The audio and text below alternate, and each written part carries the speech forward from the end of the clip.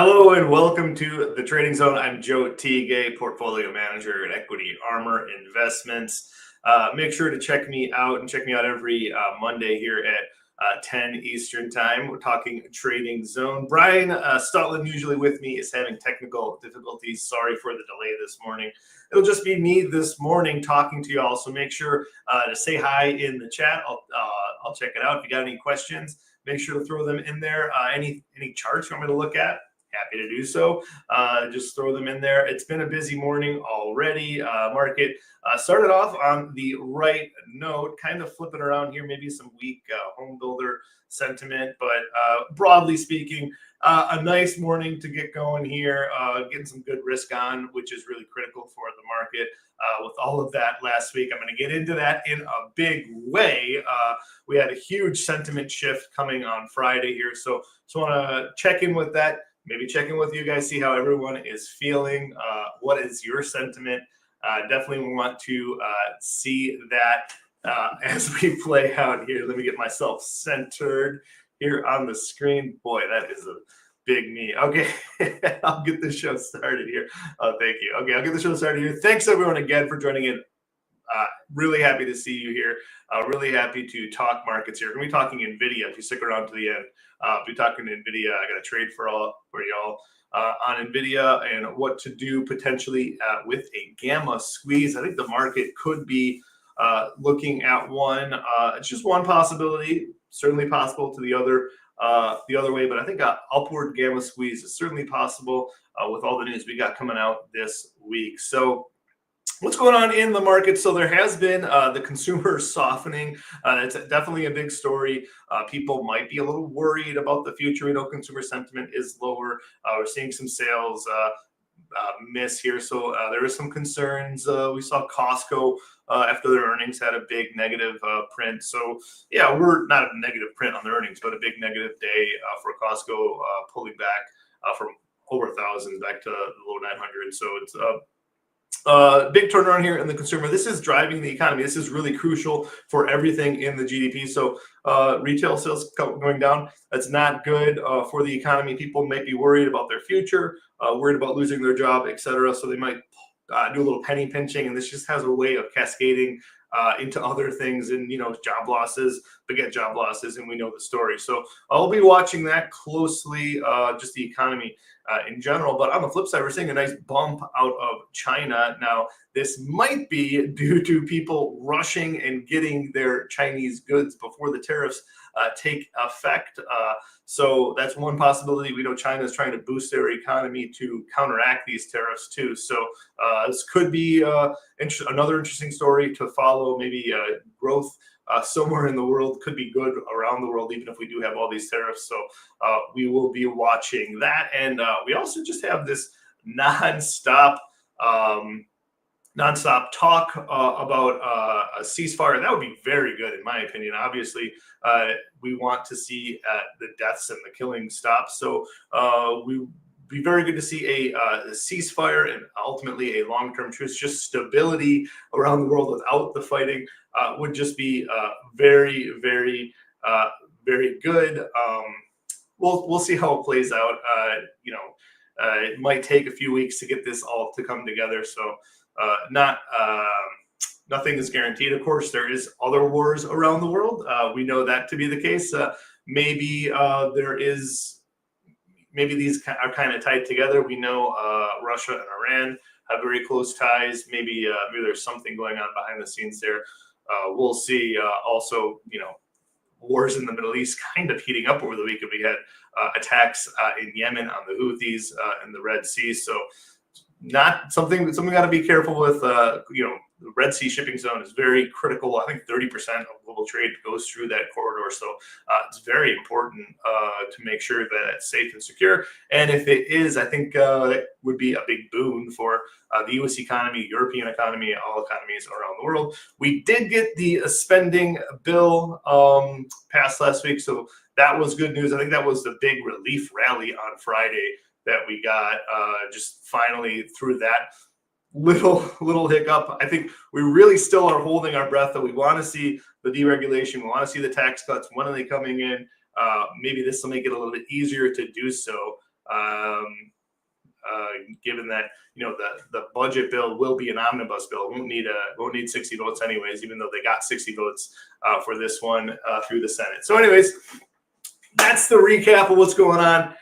We're gonna have a big week this week, so let's jump into it. This is the Trading Zone. I'm Joe Teague. On Wednesday, we know it. That's gonna be the big day of the week. That's gonna be the Fed meeting.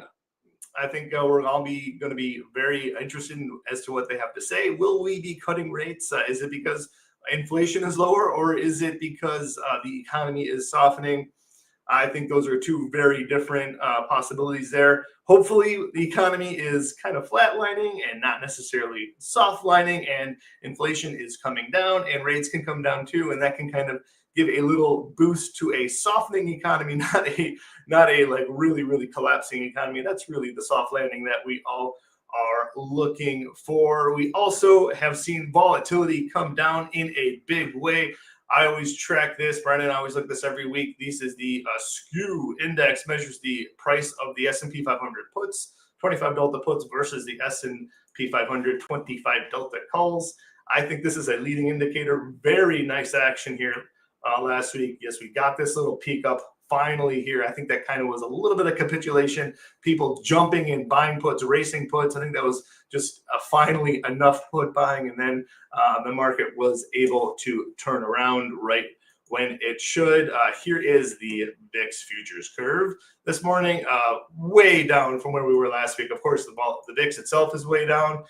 The front month is way down. Just everything is much lower, but we still are in this backwardation formation where you get the spot higher than the front and the front higher than the second. I think normally, if we can normalize it, we get into this formation. So we'll be waiting for that. I think the market would like to see that, but until we do, I think it's still kind of iffy here for stocks, to say the least. This is my stubbornly favorite S&P 500 chart, which we looked at this all last year. This was a trend line, ascending trend line, led into an either more escalated trend line. We were unable to stay above that one, which kind of where the market stalled out. And now we kind of rolled over, and we're finding that this old trend line might become support here. So that is good news for me. Now, we're going to get into this a little bit later with the gamma squeeze, but this 200-day moving average right here is really important for me, okay? So I think a lot of people are just looking at this and saying, hey, we're probably just going to go kiss that 200-day moving average. And then from there, it's really crucial. Is it just going to be a bounce and then retreat and test these lows? Or is it going to be a gamma squeeze, race through to the upside? On the short term, very good news here. Just breaking out of this downward trend line. This is very well-defined trend line here in the NASDAQ. Just getting above here, and now we got some potential here to retrace some of these losses. Of course, the NASDAQ itself, 200-day moving average looks very similar to the S&P 500. We're well below that here. Another possibility here to go and touch this, tag this 200-day moving average again. What happens then? We touch 200-day moving average. Great. Are we going to bounce up to the 50-day, or are we going to, make a new low? That's going to be a critical spot for me. Most of the sell-off, as we know, came from momentum names, NVDA and Tesla, to name a few. Boy, this was just a massive retracement here in Tesla. Just unreal unwinding. We know the story. Just 50% retracement. This is very interesting. I think it kind of goes with the consumer sentiment that we've seen. This is a very polarizing stock, but I think we need to put the polarization aside and just look at the fundamentals here. Are they selling cars? Are they projected to sell more cars? Are they innovating anything new? We're going to have driverless cars, the battery packs, et cetera, et cetera. So we'll be watching all that. Again, this is a very high-flying tech company. It's not unusual to see retracements like this in this company. We had the PE at the end of the year. It was just astronomical. It just didn't make sense. I think there was a lot of hype buying I think it's now back down to earth where these are levels where it was last year. So this is normal levels here. I think this is reasonable. I think what we do from here is, of course, very important. We want to see stabilization here, but it all depends on the product, of course. NVIDIA, very similar story here. Big retracement in short term, but of course, it's turning around here. It had a nice little rebound here last week. We'll see if this lasts.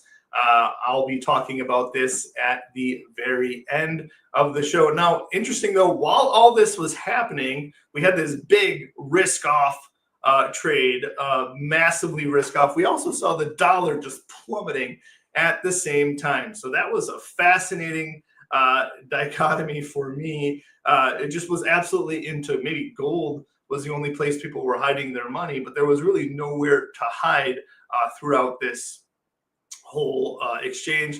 People did not want to own dollars, did not want to own stocks or bonds or just anything. It was just nowhere to hide any money at all.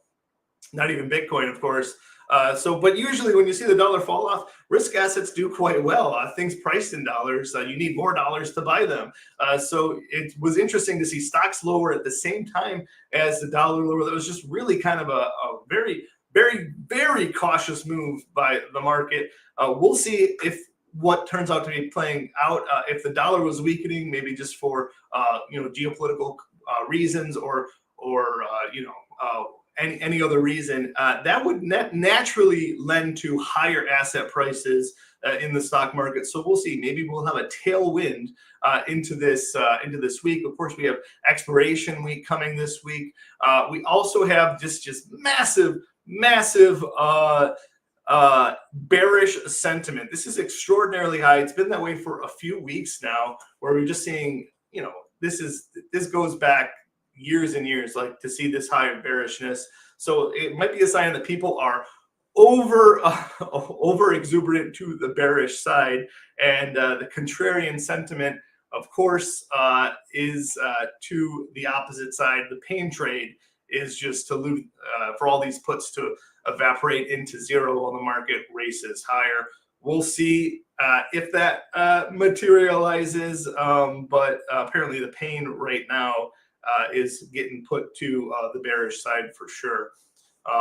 And again, we have this sentiment way bearish. We have this lower dollar, just kind of a sign, of the risks. Of course, we still got high volatility. There's no question about that. But let's just take a look at NVIDIA one last time into this expiration week. I'll be looking at NVIDIA call spread, 125, 130 call spread, just looking at playing the momentum higher.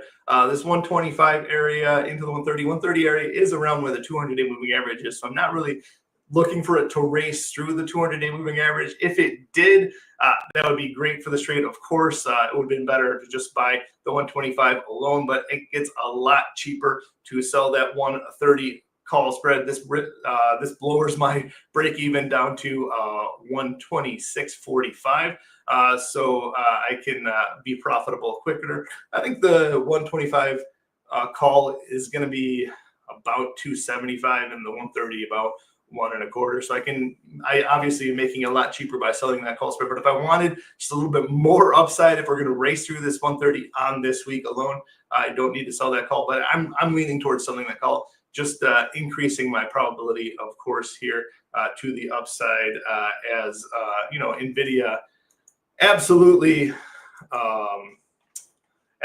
has plenty of potential upside up to 150, but I'm not really looking for it to bounce way through this 200-day moving average. Now, if you're looking at this chart a little closer, you also got this 50-day moving average coming down into this 200-day moving average. So I'm more leaning on the side of a short-term bounce just into this 200-day moving average, right, that area right there, and then we'll see from there. But the gamma squeeze certainly is there.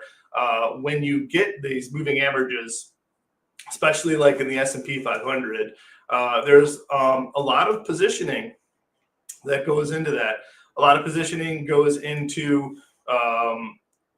there's fund managers that get short or get flat stocks below the 200-day moving average are going to buy stocks back if it goes above the 200-day moving average. Same thing with the NASDAQ. So that's one component of the gamma squeeze. You also have option positioning too, which there's a lot of call activity at that level. So, and even at this level. So I think this upside potential gamma squeeze is absolutely there. We know the bearish sentiment is there. I think there'll be a lot of covering if we do trade decisively over that 200-day moving average. So I'll be watching that. I think if that is to happen, I think the bull scenario probably is something where it trades up to the 50-day moving average, which is now declining, comes back down, and then finds support at that 200-day moving average. That's kind of where I like to reinitiate longs here and that like retest, and then we'll see from there. So that's kind of my hope for the market, my hope for NVDA. Of course, I'm obviously prepared for it to not work out. That's why I'm using options and not stocks anyways. So again, just my 2 cents. If you have a different opinion, let me know. I'd happy to talk it through with you. It's just something that I see, and I think is a good chance that I will be happy at the end. Anyways, it's tricky to talk for 30 minutes here with no one to bounce it off to, but it's been a fun show. It's been a good week so far. Really excited about the Fed meeting. Hopefully, they can breathe some life back into this stock market. Hopefully, we get good resolutions on all the wars going on around the world, and maybe some good news in tariffs for once instead of bad news. Always that would be good too. On the flip side, if that doesn't happen, hey, I'm here for that too. I'm ready for the downside to continue at any given point. I just think right now a little oversold. Short-term bounce, 200-day moving average would be appropriate. Thanks for tuning in this week. I am Joe Teague of Equity Armor Investments. Make sure to catch me every week, Monday at 10 Eastern.